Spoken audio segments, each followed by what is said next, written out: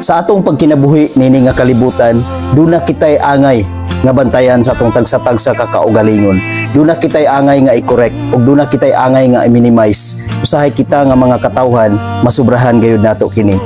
Atong mabasa sa Deuteronomio 30 versikulo 7. Nag-ingon diri, ipahiagom sa Ginoo nga inyong Dios kining tanan nga tunglo ngadto sa inyong mga kaaway nga nagdumot og nagdaog-daog kaninyo. Mao na igsuon nga dunay mga panahon nga makadaog-daog kita sa atong isigkatawo, dunay panahon nga makasulti kita og dili maayo, dunay panahon nga makabuli kita sa atong isigkatawo, apan igsuon timan-i nga gibadlong ta ni Lord. Dili na to angay nga pasubrahan. Tungod kay kung masubrahan na ka na igsuon og aduna nay tawo nga masuko kanimo, ang Ginoo masuko usab kanimo.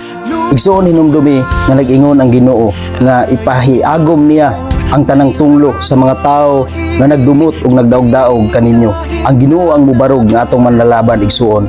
Busa ayaw kabalaka kung bulihon ka, ayaw kabalaka kung daog-daogon ka, ayaw kabalaka kung adunay mga tao nga nagsulti kanimo og bati, tuod kay naa si Lord nga mubarog nga imong manlalaban.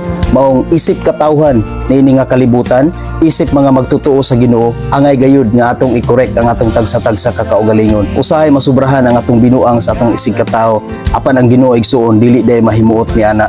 Atong paningkamutan ang pag-correct sa atong kaugalingon, isip katawhan sa Dios. Tuod kay ang gusto sa Dios igsuon, atong ipakig-ambit ang gugma nga gusto ni Lord nga atong buhaton ngadto sa uban. Atong huptan kini nga bersikulo igsuon, tuod kay mao kini ang kabubuton sa Dios. Ug mao kini gusto sa Dios nga atong buhaton. Busa igsuon kun do na may panahon nga maka-encounter kaniini igsuon, ayaw kaguol ug ayaw kabalaka. Kay naa si Lord nga mubarog nga imong manlalaban. Naa si Lord nga nagprotektar kanimo. Naa si Lord nga nagbantay kanimo. Naa si Lord nga nagamping kanimo. Amen. God bless sa tanan.